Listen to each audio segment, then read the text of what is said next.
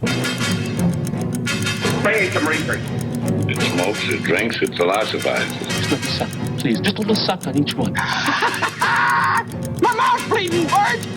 My mouth bleeding! Shall we talk now or wait? Welcome back to Hard Out with myself, Jay Thornton, Michael Gull, and our guest, Jeanne Marie Spicuzza. How you doing? Doing okay, except my house is possessed. Yeah, we were just doing a little chit chat before we started the timer, and you said something about chanting with monks and thinking your house is haunted. So let's hear about that. Well, I go up to this place called Camaldoli in the mountains of Big Sur, and you get no phone reception and no internet, and you're just like chanting all the time and looking at the beautiful ocean. But this time when I got back, all these weird things were going on. I sent a meme that was supposed to be really cuddly, and it turned into like a hate meme. And I was like, how did that happen? And then my sink overflowed and my custom made suit didn't fit. I was like, if I start seeing blood dripping from the walls, I'm like out of here. So you curse yourself by going to some retreat. Yeah. It's weird. I got What's the name of this place? My life is boring. I could use some, you know. it's called the Camaldoli Hermitage. It's in the mountain. It's like just above, like 2 miles up from the ocean in the mountains. It's absolutely amazing. Like, it was such an amazing experience. And then I came back here and I was like, is it Los Angeles? Is it something in the water? I don't know. I don't get another strange place full of hauntings, Los Angeles, right? This has never happened to me before. I'm freaked out. I'm like, what's going on? So we've never met. Gull, you guys have worked together, right? Do you want to tell us how you guys met? We did the Scarapist together. Jeanne wrote and conceptualized and wrote this thriller film based on a real life experience she had, and I went in and auditioned. And I remember the audition. There it is, the Scarapist. I remember I went in and auditioned, and part of my audition was that I had to pick her up physically and like carry her. And back then I was able to do that. Now I'm having like this violent sciatica thing going on right now.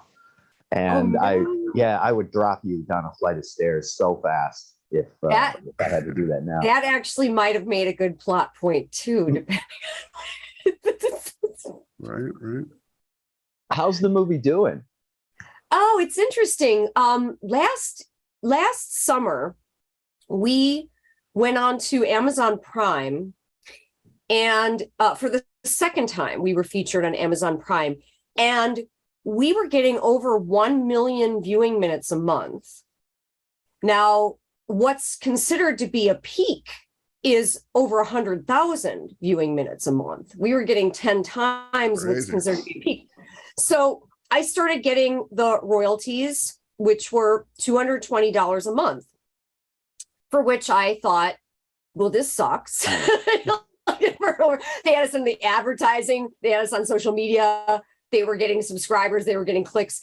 And so I remember I was doing a meeting with Liz Manashil. Liz Manashil is a filmmaker who did a comedy called Bread and Butter that was picked up by Orchard and did really, really well, sufficient that she was hired to work at Sundance Institute in their distribution division. And she's also worked for other distributors. She's now doing production consulting for other filmmakers.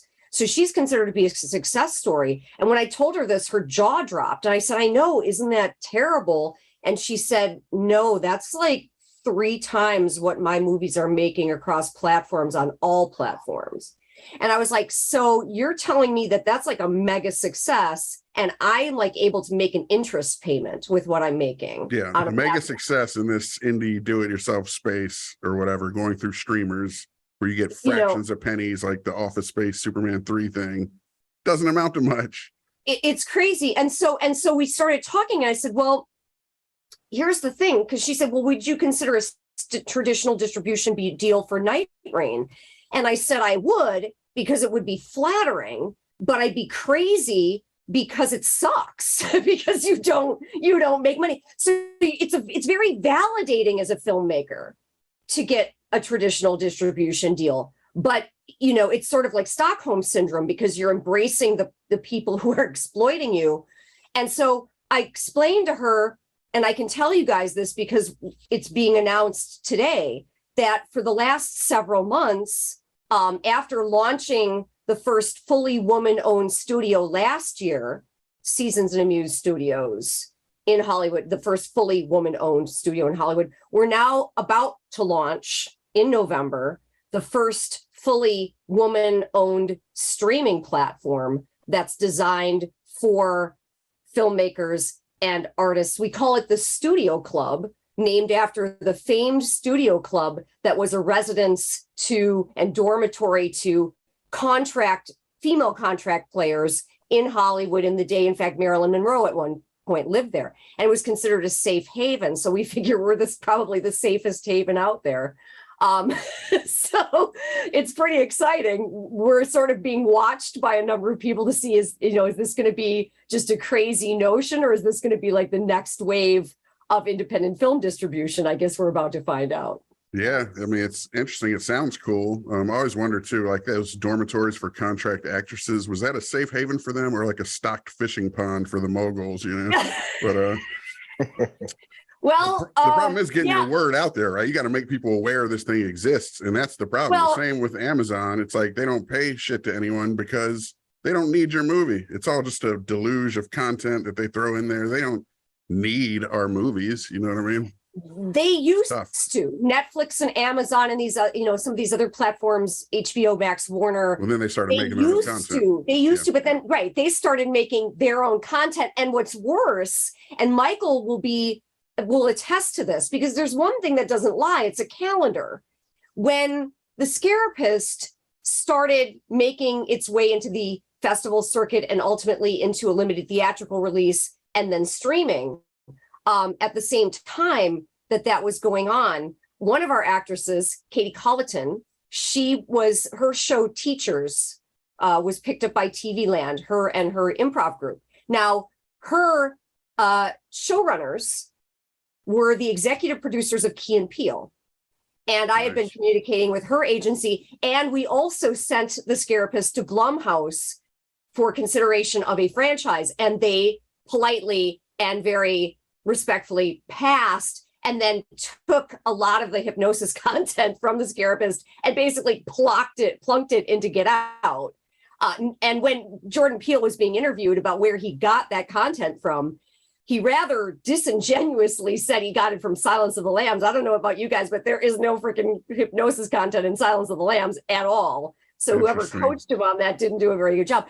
And now we've seen things like, Split and Unsane and, what's the latest, Don't Worry, Darling, Smile. All of these things are literally drawn from the Scarapist. The Scarapist was like this huge smash into psychological thriller, true crime, because prior to the Scarapist, you basically had mostly psychological thrillers that were called that because they were just tamer than traditional horror movies. There wasn't necessarily psychological content or true crime content and all these other things that are going on now. Now, I'm not going to get credit for that. What's that? Go ahead. Oh, I was going to say, I'm not going to get credit for that because I'm independent. I'm not industry per se. Not in the traditional sense. So they're going to say they got it from this, that, or the other, but we all know where they got it from because, like I said, there's a calendar and there are some things that are just self-evident. So it's pretty cool to have created this kind of new wave of all of this material that's out there now. But unfortunately, you don't see the kind of paychecks that these people see. Yeah. So you're still kind of like going, what do we do? So you're right about getting the word out, and we're working on that. But I'm sorry to interrupt you. Well, I was just going to say, I was interrupting you, but to devil's advocate, because that's a bomb you drop and you're like, basically all these people cribbed your stuff. Do you think it's truly a matter of that they pulled a William Burroughs artist theft? Or do you think it was maybe parallel development, that you were working in something that was zeitgeisty and everybody else had these similar? You straight up. Right. Hi, Jack. You got DJ White Claw, dude. Yeah, and Michael's a part of that, so he knows. Like I remember, in fact, when I was going to places like American Film Market and talking to sales agents, and the first thing they would say is not what's the story.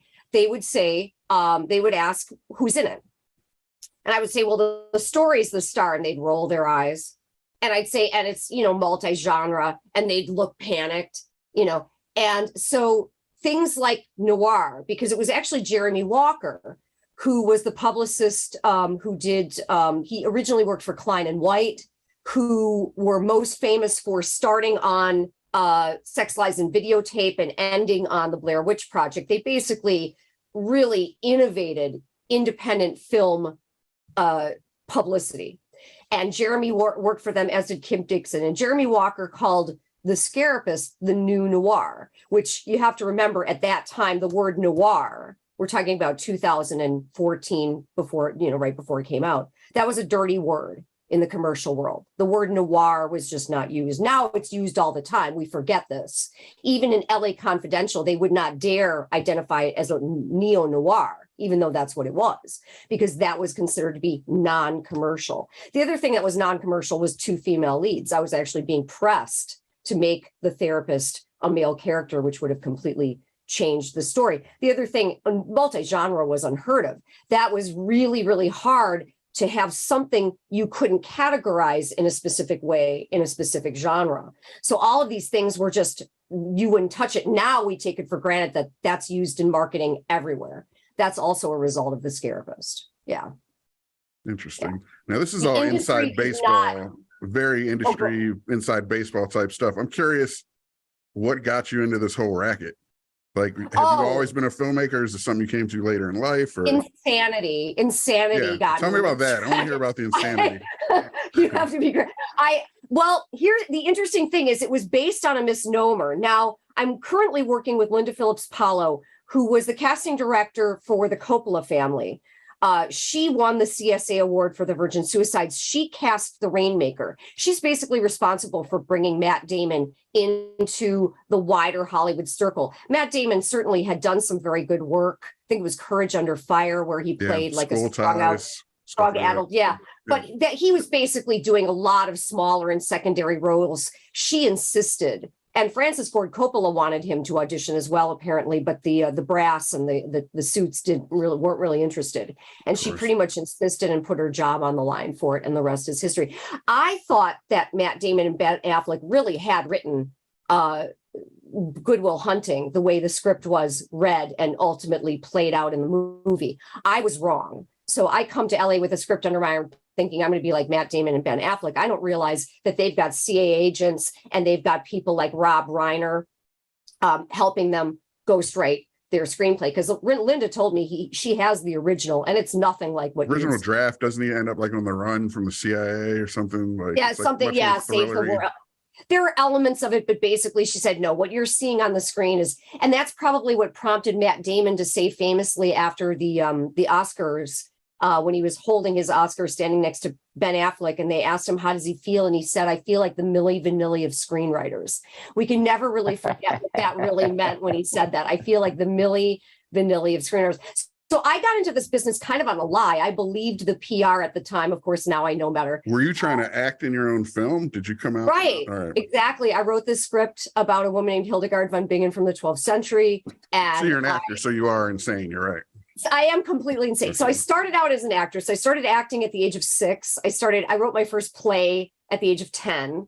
And I had a daughter at 17. It was 17. Stolen by Robert Redford, and it became Ordinary People. It's amazing how even at the age of 10, they were taking my stuff. I mean, what is this? And so I moved out to Los Angeles in my 20s with this screenplay under my arm, thinking I was going to be like the next Matt Damon and Ben Affleck. And of course, well, interestingly enough, I got really far. I had met with Jason Ramsey. I'd met with Michelle Crum of Miramax Films. I'd met with Ewan McGregor. And then came the fated meeting. This was the fated meeting. I won't mention her name, but I met with a high-level executive at Miramax who had an intercom next to her. And she said to me, so everything looks great. What are you willing to do to get this movie made? And I said, well, I'm from the Midwest and I'm a very hard worker. And she's just, well, no. She's kind of stopped me. She said, no. She said, what are you willing to do to get this movie made? And I went, oh no, I'm not that kind of actress. And the result was, okay, well, we'll continue to track your film as a potential acquisition, but we're not going to produce this movie. And I said, well, it was that bold and just. Yeah. And then I said, well, okay, well, could I get a letter of intent about the distribution? Because I thought having a letter of intent for Miramax was just about as good as having money in the bank at the time. Little did I know. She kind of went, sure. And I didn't know what the sure meant at the time. But when I took this letter around, it was basically like a plaque that said that I'd said no to Harvey Weinstein. And when you say no to Harvey Weinstein, you say no to all his friends. So basically, I started working on other projects, one of them Making Angels. We almost got that produced. And then in 2008, we had the economic collapse. And so then I got to Scarapist. And so it's been an interesting journey of different little like segues, and it's a fascinating business. It's a beautiful and ugly business at the same time. I love it. I hate it. It makes me sick. I want to fly. It's great. I mean, no wonder we're crazy. I think it was John Cusack who said, how is anyone in this business not manic? Speaking of John Cusack, I developed a really great friendship with Patrice and Paul Quinn, Aidan Quinn's brother. And sadly, he passed away. But you meet some remarkable people in this business. They're not all skeezy, present company included. But it's not an easy business, and there's a lot of money involved. And there's a lot of money involved, you know, and so you're going to run into some pretty intense things in your lifetime. One of the best things that came out of this too was meeting Tommy Wiseau. A lot of stories about full disclosure, we were trying to get him on this show. He declined. Okay, I'll tell you how he declined. Contact. Here you are. I told Michael how he declined. He declined over an hour and a half telephone conversation with me, where there were actually I told Michael that it was a 3 douchebag phone call, because basically he's not afraid to be vocal about the fact that he's had bad podcast experiences, and it's like sure. he's like it's not personal, but it's like he's just not been doing pods, and he's focusing on Big Shark. And he said, cute girl, not influence me. I not fall for your feminine charms. And I was just like, I'm just asking if you want to do a podcast. I don't want, I'm not trying to cause any. Hey, and to his benefit, understandable, I'm sure there's a lot of people who try and pull gotcha moves on him, etc. You know what I mean? So we're not trying to. All the time. And kind of lure him in. And then, I guess the most recent one that was the most painful experience was during the publicity of Best Friends, where apparently a UK interviewer was being, in his eyes, disrespectful about his TV show or series, The Neighbors. And he wasn't very happy about it. So yeah, they kind of ask him, then they kind of, because they want to get reactions, and then that's clicks. They're trying to make him the butt of a joke because there's that whole kind of memery thing out there, et cetera. We get that, which we wouldn't do. I'm fascinated by the dude. And honestly, as do-it-yourself filmmakers, I just think he's almost the American dream of it. Like, it's like he's the personification of the American dream tied into filmmaking or whatever. You know what I mean? So he made a film that, through whatever reason, whether people think it's meritorious or because they appreciate the unintended camp or kitsch of it, the thing blew up, and he made a ton of money. You know what I mean? He invested a lot of money, more than pretty much any do-it-yourself filmmaker working in the kind of space we do would. But I imagine he probably made it back at this point. No? Yeah.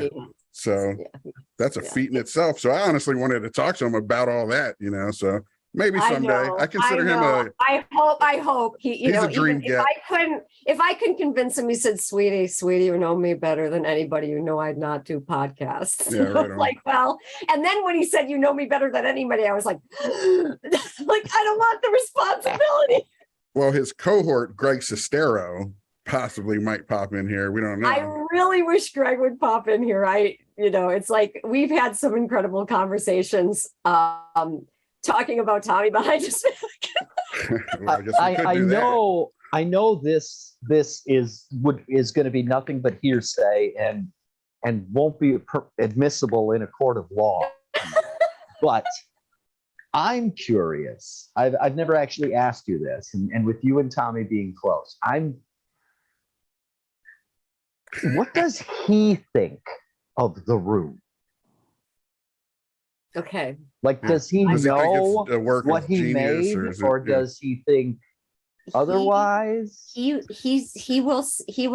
of course, Tommy, what's interesting about Tommy is he loves to be an enigma. He loves to be a mystery. Now, for me, I kind of am like, well, for someone trying to be a mystery, I can kind of see what's going on here. But like, actually, Greg, if Tommy's an enigma, then Greg is a cipher. Greg is a very hard person to read. He really holds his cards close to his chest. He's sweet. He's like, people say he's one of the nicest guys in this business, and that is true. That is true. But when you want to get into the layers of Greg Sestero, it still waters run deep. It's not easy to do. Well, again, to a lot of people, that movie and that crowd is a punchline, unfortunately. So I could see them developing some kind of armor against that, not wanting to divulge too much of who they really are, etc.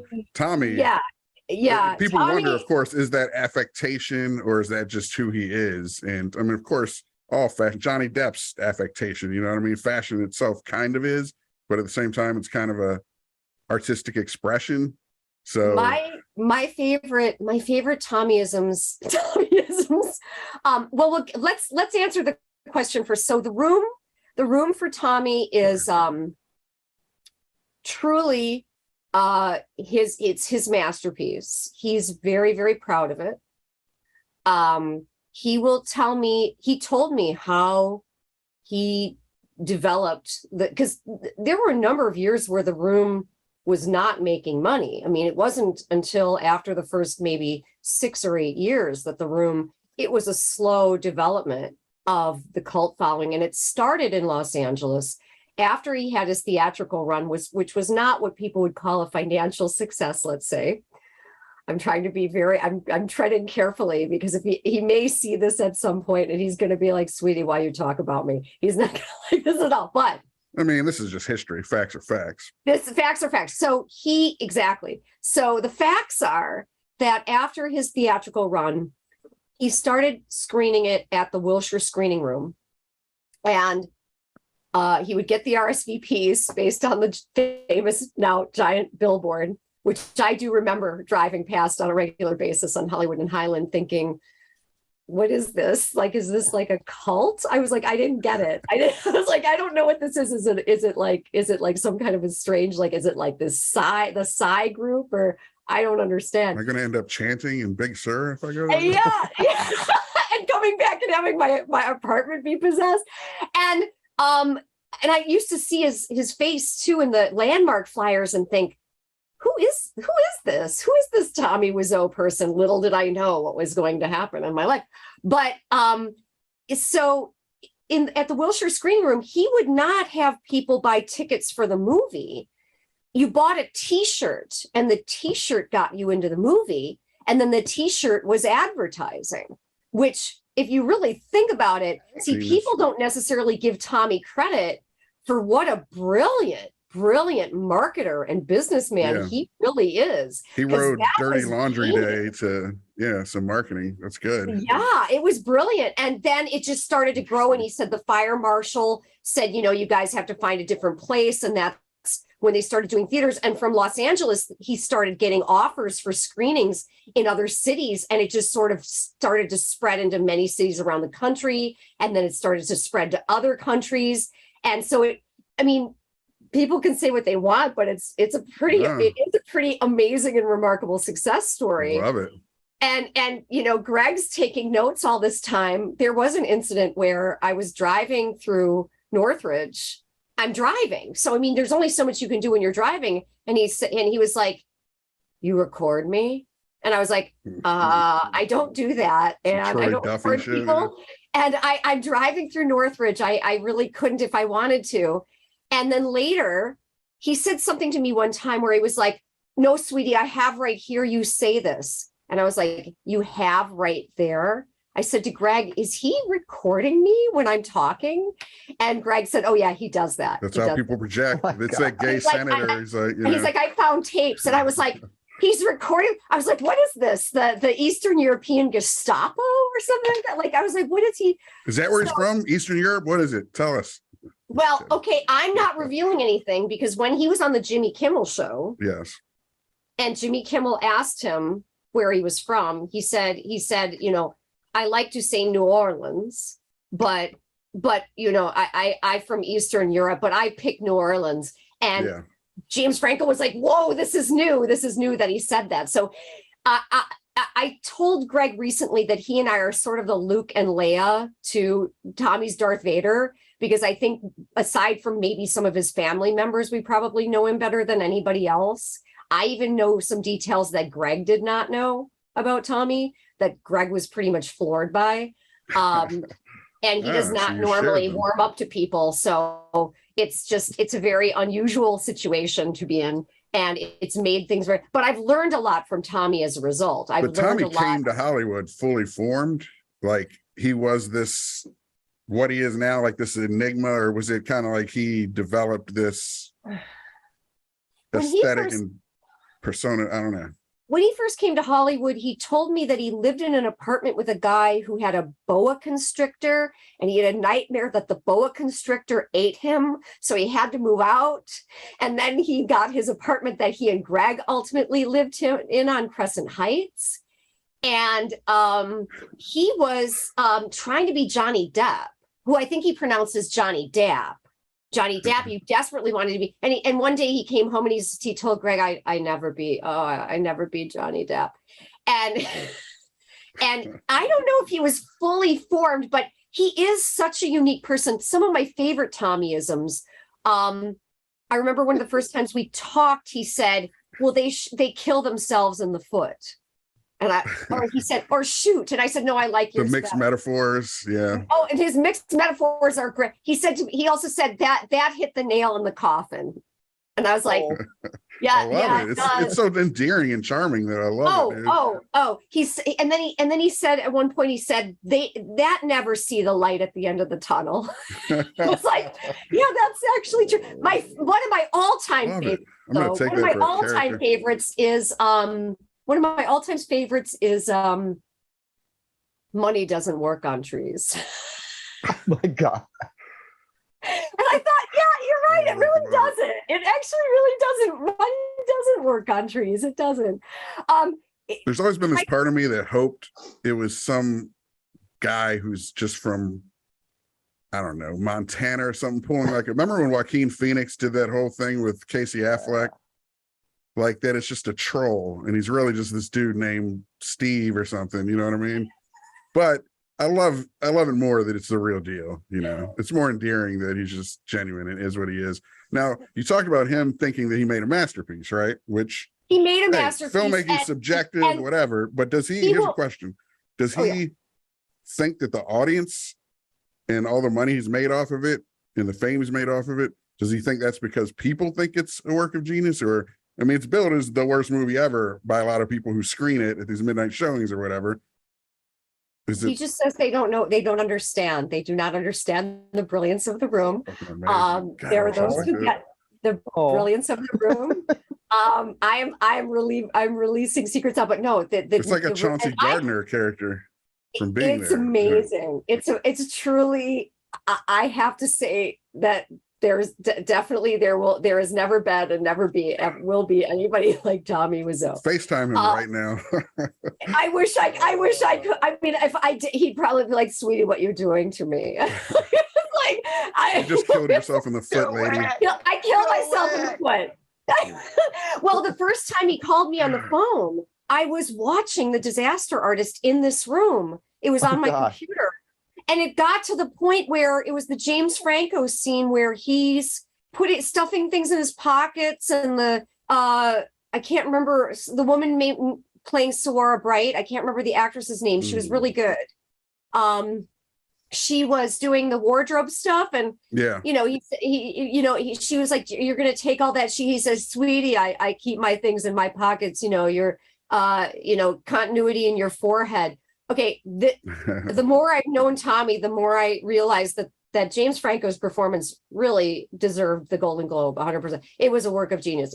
He calls me on the phone and he's like, "This is going." I'm looking at the screen and he goes, "Sweetie, you not mind me calling you sweetie? How you doing?" It Tommy. And I'm thinking it couldn't be anybody else but Tommy. And I'm looking at the screen. I'm looking at my phone. I'm looking at the screen. I'm like, this is like some kind of crazy meta reality. And ever since that's happened, my life pretty much started to become that. So I don't even know if we're in a movie right now. Ended up in the cult too. Yeah. We may be directed by Tommy right now, for all we know. I don't know what's going on. He is recording you, but yeah. After all, I mean, it's very unusual. And so I have a number of Tommy stories. One of my favorite all-time Tommy stories is when he said to me, sweetie, because he says this a lot, you hear about this where people fall in love with things like bridges. And I was like, okay, I've studied like 6 years of psychology and I read umpteen books. I've never heard of this before. And he said, yeah, no, really. He said, lady fall in love with bridge and she cry when they take her bridge away. And I was like, okay, I'll just have to take your word for it. And then he said, there was this pause and he said, I love my mannequins. And I was like, I hope these two things are not related. Someone take your mannequins from you? Is he heartbroken? I want to make a movie now about like some Ann Dowd type woman who falls in love with a bridge though, and then someone takes it from her. That sounds fucking amazing, honestly. Does he keep all his belts on his mannequins? Is that what the mannequins are for? Are they belt holders? No, he's there for his t-shirts and his jackets. And oh my God, he dresses them. So he actually has like outfits. It's like a Ripley, like a wax museum or something of himself, sort of. I like fear for your safety. Does this enrich your life, or do you feel like you're caught in some web and you're like part of some weird little mini cults of personality? I wrote a what I thought might be a film that's becoming more of a series, and it is the long-awaited vampire treatment and we see now with the platform, the Studio Club, we would make this available only on the Studio Club platform. And so I figure, wow, do the math. If they've got millions of fans around the world and even 100,000 of them show up at $10 a piece, you've got something. So I told Greg about this and he loves it. Tommy will say things like, well, I make sure that it's good for my career. Yeah, okay. Awesome. And no, this guy's unbelievable. And I remember one time I was talking about another project I'm working on, and I said, well, your character would have to kiss my character, so I really hope that you're a good kisser. And his response was, well, I have to read contract first. It's like a Harvey Weinstein contract. There's kissing in it. Damn. So are you making this vampire thing? Oh my God. I started scouting locations and stuff for it. Oh. So it's getting interesting. And the thing is, like, because are you going to rehearse the kiss and everything, or are you just going to? I might just go right into it, just lay it on him. It's like, I don't know, because I think Tommy's the kind of person where you don't want to over rehearse him. I think he's really good on that. Yeah. The other thing I was going to say is that I often feel like I am in the movie of the room because Tommy is extremely competitive with Greg, and Greg has a little bit of that. I mean, both of them. It's just like they're kind of thoroughbreds who kind of race each other. That's kind of some of the basis of their friendship. And so if I've been talking to Greg, or something, and somehow the word gets around because I'll get a phone call and it'll be like, you talk to Greg, you see him, like in an accusatory way. And I'm like, yeah, I saw him at a screening. And he's like, you working with him? And I was like, well, we've been talking about that. Yeah. And he's like, okay, I have to go now. And then like I won't hear from him for a Passive little while. aggressive. Yeah. He's angry with me. And then the other day he called and he was like, "How you like my voice today?" And I was like, "It sounds I was like, it sounds good." And he was like, "You think I have something on Greg Sestero?" And I was like, "Oh my God." Please tell me some enterprising Hollywood reality TV producer has come to these dudes. How do you not do a Ozzy Osbourne like a? No, I mean, we should be following, and the two of them like this bosom buddies kind of competitive. I mean, that's a fucking reality show if I ever heard of it. I can only biggest tell thing you. ever. This is the problem. This is the problem. A producer just approached you about it. Hollywood does not catch on. Like it's like it will copy things now, and it will do like superhero, and it'll do horror, and it'll do reality, or it'll do limited series. But it seems to be afraid to like innovate things. It's like because Greg and Tommy are like this dynamic. They're artists for real. Right. You know, and I'll say that to Tommy. I'll say you're a unique and talented artist, because the thing is, I studied art history in Europe and I grew up in a family of artists. So what I see about The Room is it's like this brilliant piece of like, you know, cinema and performance art, and you don't know which side of the stage you're on half the time because the audience is participating. I think it's just genius. I don't look at art as good or bad. It's art. So does it provoke people? Does it communicate something?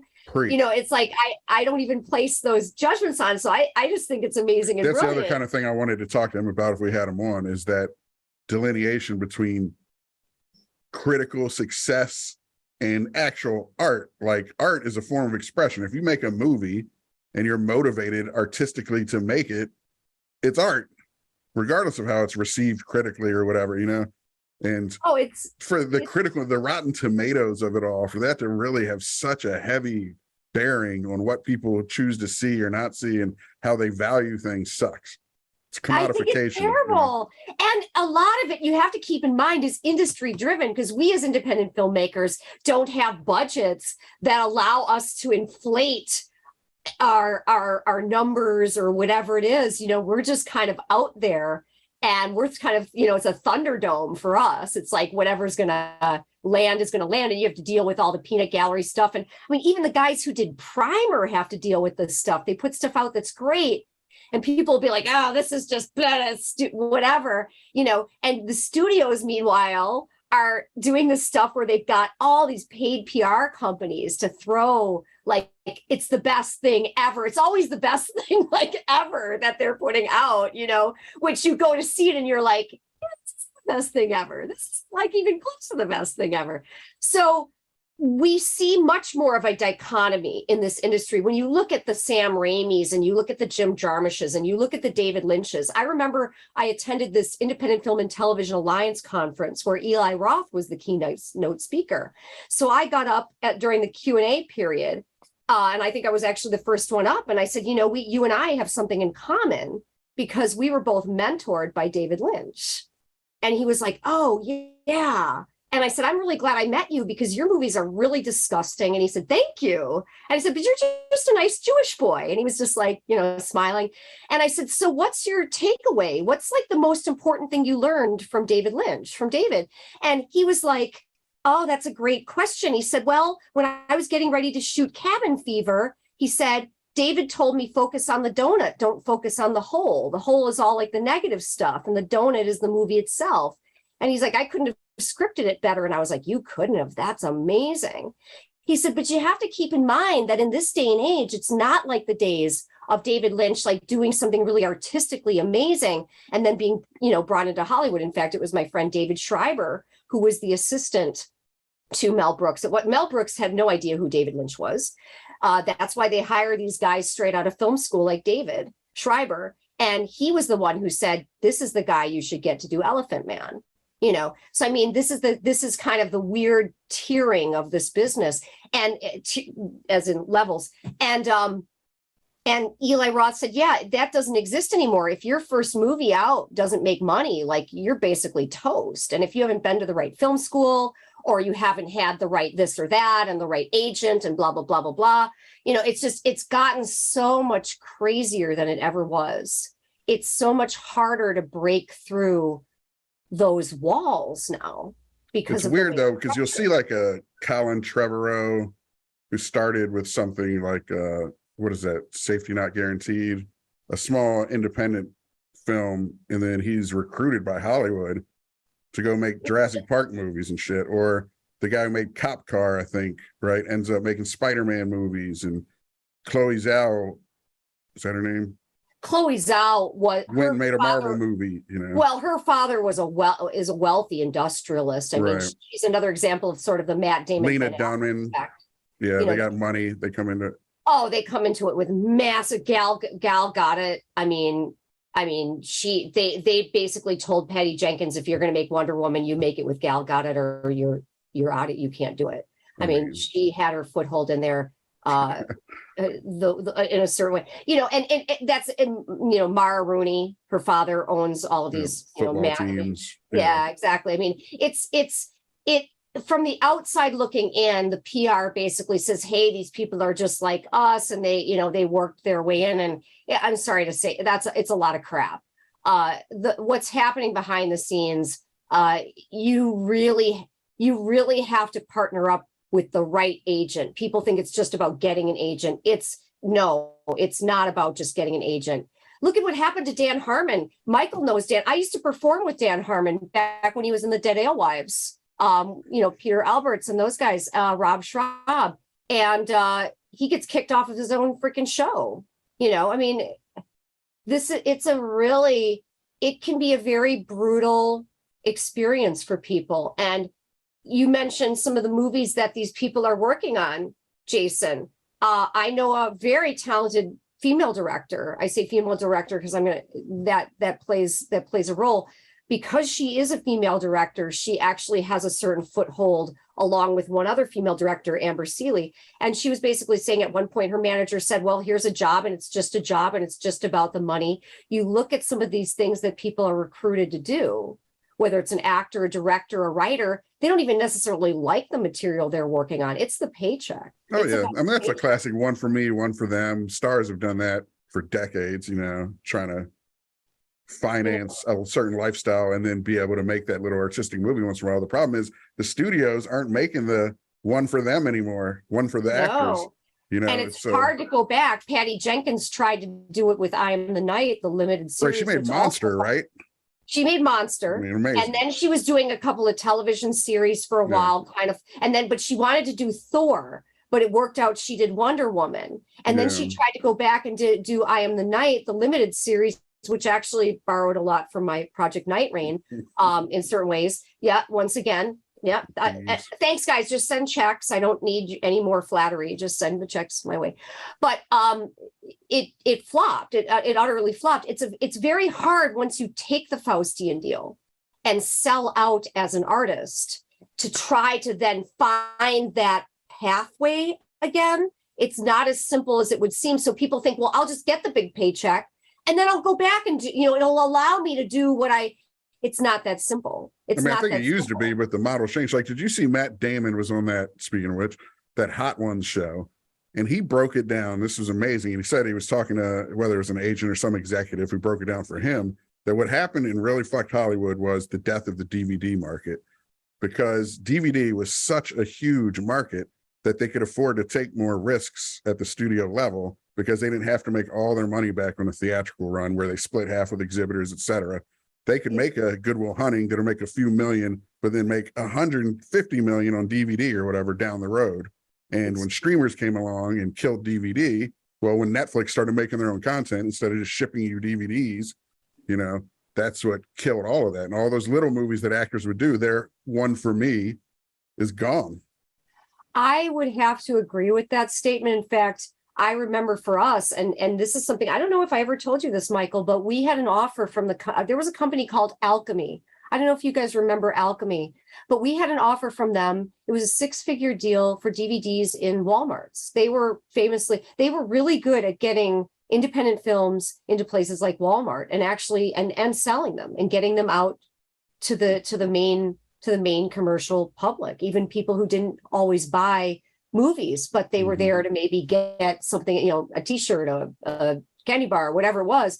And they had this big DVD section. And Alchemy, that same year that we were being picked up, went to Con Market and started buying up all of these different properties. And what happened was they just tried to get too big too fast. And they ended up going bankrupt in June of that year. And it hit the DVD independent world like a massive thunderbolt. It just smashed that avenue for getting your return of capital, and streaming does not even come close to, because it's just too diluted and oversaturated. Yeah, and in fact, Liz Manashil and her partner, I mentioned her earlier. Liz Manashil is working right now on a survey of filmmakers, how many filmmakers have actually made money on their films or even made their money back.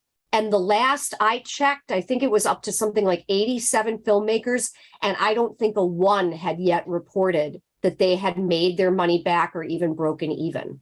So this is not an unusual thing. This is the norm. And so Greg said to me, actually, because we were talking about it, he said, so what do we do? Like, what's the solution? Of course. And the thing is, Greg, ironically asking this question, considering the boat that Greg's in compared to a lot of independent filmmakers. And my answer was, it's like what I'm doing with my studio club project. And he said, so we just have to be creative, very creative. I said, yes, basically we have to do what Tommy did, be as creative with your marketing as you are with your movie. Treat your movie marketing like another work of art. Think of it that way and approach it from that.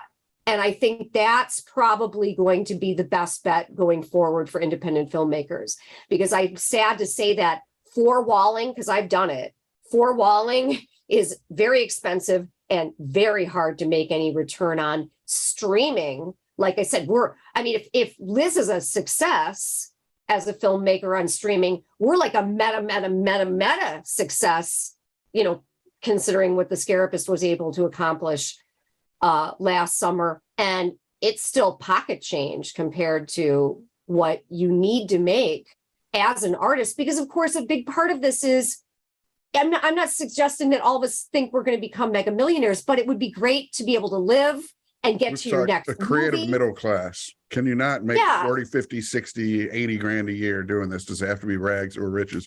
In light of all that, though, does it not even make more sense than ever to kind of do one for them and one for you? Like, if you're going to make, I've come to this conclusion, if you're going to make some passion project, something that you consider this work of art that you care about, you can't even tie it to anything fiscal. You got to try and make it as cheap as you can, with as little outside money as you can. And it's this personal little thing that you own. But if you go and take that Marvel gig and you make a few $1,000,000 to direct a Marvel gig, reinvest that like Mel Gibson did with The Passion of the Christ into your own project that you own outright. And you can then, work at whatever budget point you want to allocate out of your own personal funds. But the point being, it kind of does seem like be mercenary, try and find some mercenary gigs to finance your own projects that you then don't even try to make money with. You just want people to see. You could put it on YouTube for fucking free and people see your art or whatever. But the problem is when these independent filmmakers try and think they're going to make a living making movies that they care about and then have to convince the world to care about. You know what I mean? It's like, it's a bad game to play. I'm going to tell my kid as a creative, be an accountant and make fucking movies on weekends if you want. I'll tell you what you just said is wonderful in theory. I would be curious to know, because I honestly don't know off the top of my head the numbers. Maybe you guys do. What is the percentage of artists and filmmakers? They're not doing it. They get caught who are getting the deals that would allow that, because you know what? I'm looking at somebody like Amber Seeley, for example, who does wonderful independent movies. Jen McGowan, wonderful independent movies, low budget, relatively low in terms of Hollywood. You're talking about the $1 to $4 million range, not necessarily low budget for, like WGA low budget, 5 million or less.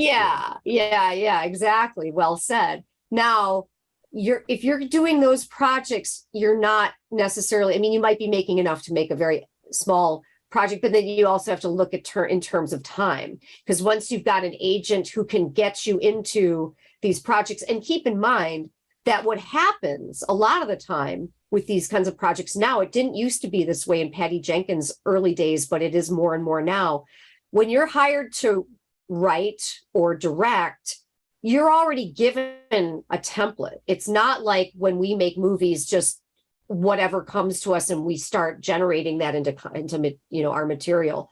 You're basically told you're going to do this, you're going to do this. This is what the red box is looking for. This is what the theaters are. This is da. And so the writer is kind of told what kind of story to write. The director, this is even at the industry Indiewood level. The director is basically said, this is your team and this is how you're going to do this. You're almost managing a set more. You get some creative license, but you're pretty much being told what to do. And so you're like you were saying, you're kind of making your middle class or upper middle class living, depending on, the budget level.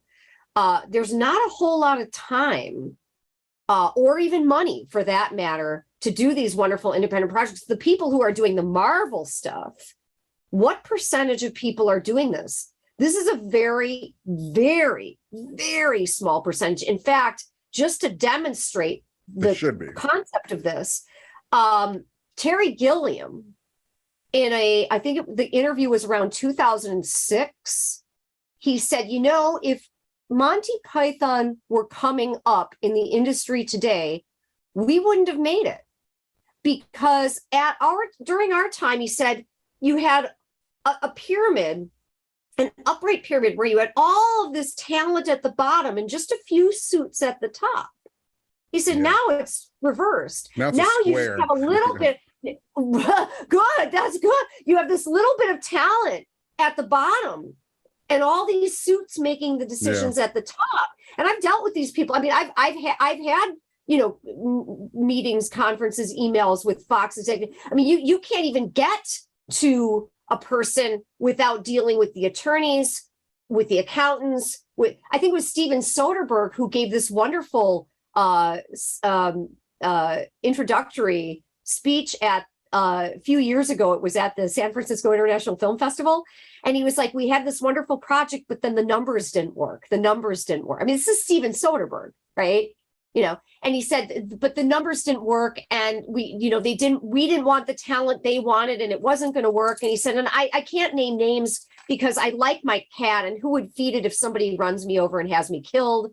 But, he's basically joking about it, but he's not joking about it. He's basically saying, this is the business now. It's all number crunching. And what makes, when you're plucked, it reminds me of Toy Story. He has been, the claw has chosen. You think it's such a wonderful thing to be plucked. And I suppose financially, it can be a really wonderful thing to be plucked. But you're going to be poked and prodded and told what to do. I mean, Amy Heckerling used to talk about this too, which she had to go through just to make Clueless. And you're talking about over 20 years ago. It's far, far more daunting. Yeah, I think you have to be realistic about that. That's all. I think you just have to say, when I'm doing one of those gigs, it is what it is. Ever going to do one of those? It's about the money. Yeah, exactly. If you want to be mercenary to finance your own, I mean, honestly, you still have to be put in the position. For whatever reason, their number crunching there's still some kind of, I wouldn't say a meritocracy, because there's so much talent that would never get recognized by that system. But as far as, it's more of a utilitarian thing, you know what I mean? If they feel they can make money with you, they will use you. If they feel they can't make money with you, they won't. That's not a judgment on you or your talent. It's a judgment on how commercial you are, which is a different fucking thing. Which is primary clicks and hits now. But I do think you can be an artist in your own time, and then they recognize that there's some commercial aspects of your work, or some part of you that could be commercial, or the work you produce, and they poach you or whatever. I think there is a way probably to wrap your mind around doing that job where you just look at it as a gun for hire and be almost that nonchalant about it. If Amy Heckerling really cares about Clueless, then it's going to be a problem. But if she just went into Clueless, it's like, this is a gig I got to do to go make my adaptation of Medea or something, you know what I mean, then it's different. That's the idea. If you're one of those people blessed to be chosen by the claw, and again, see, it's fewer and further between those people being chosen. And like Eli Roth said, he said, and your first movie out better make money, because you're not gonna, in this business, he said, this is not a business of second chances anymore. You want to be ready. I mean, that's. So yes, if the claw does choose you, be ready to just say yes and yes and yes. Yeah, try and like sneak in as much of your art as you can, but to die on hills every day, it's just not the best way to go about it. Now, I feel like my brother and I used to do this podcast, and I brought Gull in because he's one of my favorite fucking people, one of the funniest, most interesting people, but we keep finding myself where it's a guest and myself talking. He fucking sits there. I feel like he's this nuke that never gets launched. Gull, why don't you tell me about how you guys met or something before this buzzer goes off? And maybe I'm just learning shit.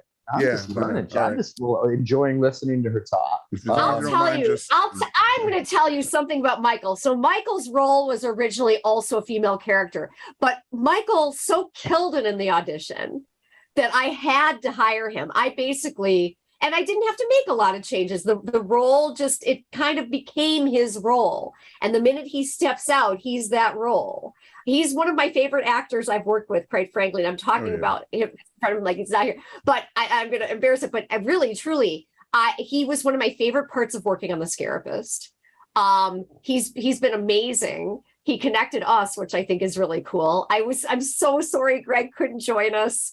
This happened once before on a podcast I was trying to get him on, and he was like traveling in somewhere in Iowa or something, and couldn't didn't have reception or something. Something happens when you're traveling. Hopefully we'll be able to do it again. I don't know that we'll ever get Tommy on.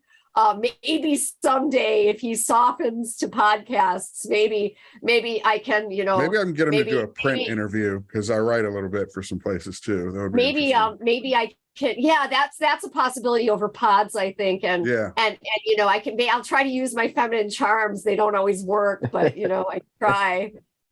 Hey, Jay. Yeah. Where are we at buzzer wise? It's like minutes away. Okay. I have a question for G. With you having navigated this whole, I made this small film and I'm trying to get it, out there. We've got Cactus Jack coming out nationwide on October 4th. We got distribution with a small distributor, and it's going to be streaming on Vudu, and there's a Blu-ray release as well. You can buy it on Amazon. You can pre-order it right now on Amazon if you'd like. Go to cactusjackfilm.com. Yes. What advice would you give for our next steps? Well, it sounds like you guys covered most of the steps. I mean, I don't know how much marketing, if the marketing is built into the distribution. I know often with smaller companies, it's sort of a partnership. I would put as little money into the marketing and just guerrilla the hell out of it. Basically, I would just take out, social media ads at a very maybe $10 at a pop, or $20 at a pop or something. Nothing really extravagant. Tommy would probably tell you, go to local cable and get ad. They very cheap, just, I would just, Cable. I would, make sure, stay in very close contact with your distributor, so you really know what's going on. I don't know if you're doing a quarterly payout kind of thing. That's kind of common. Yeah. But Liz Manashil will say this too, really make sure that you stay in close communication with your distributor, especially for the first 6 months to year and a half, because the life of a film is up to 15 years, which is why a lot of these contracts will ask for 15 years. Not all of them will, but a lot of them will. And it's because a film has a certain life and a certain trajectory. And so pay attention to that. If there's controversy, take advantage of it. If people, this is what I do. If people want to be oh, this is, whatever, it's yeah, it is. Okay, we're going to use that, we're going to use that to push it forward. I would just use whatever tools you have at your disposal. but without spending a great deal of money. It's quite a ride, and every film is you just don't really know how. I mean, you could try to predict, but how audiences are going to respond. Like if they're like, this is really offensive, be like, yeah, we're offensive. You know, if they're like, man, this isn't good, you're like, hey, this is actually awesome that this isn't good. This is what we're looking for. It's just, you just find ways to move with your audiences. You'll find your audiences. Your audiences will find you. You know, it does work that way. It's just, it's so hard to give advice and things like this because each movie is so different.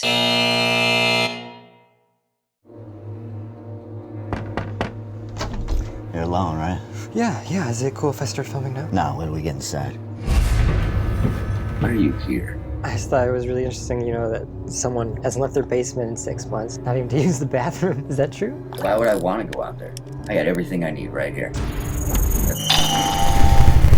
You know how many aliases I've used calling into radio shows? I've had it up to my goddamn gills with the systematic feminization of this country. Army of course we want you. Get your own damn show if you think you got that much to say. You live in your mom's basement. What's so special about my loser son? You really do hate your own mother. She's a woman. Why wouldn't I? You know, there's some disconnect there, and if I could find it, what is hate? Where does it come from? Where does it go? Dude, this guy's, it's like pure hate, man. Want to see something really fucking cool?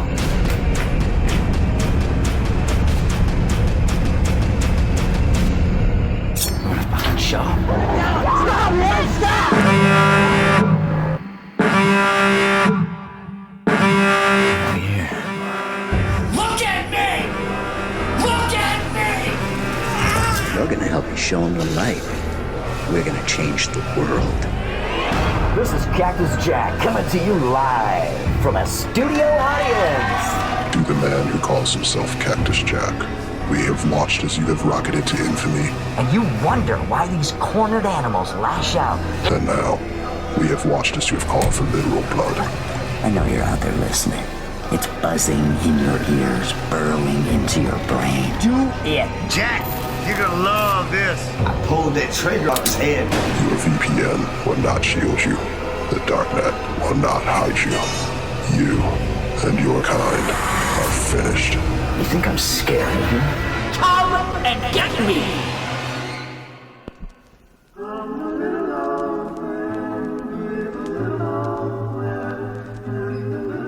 Might I be your neighbor? Neighbor?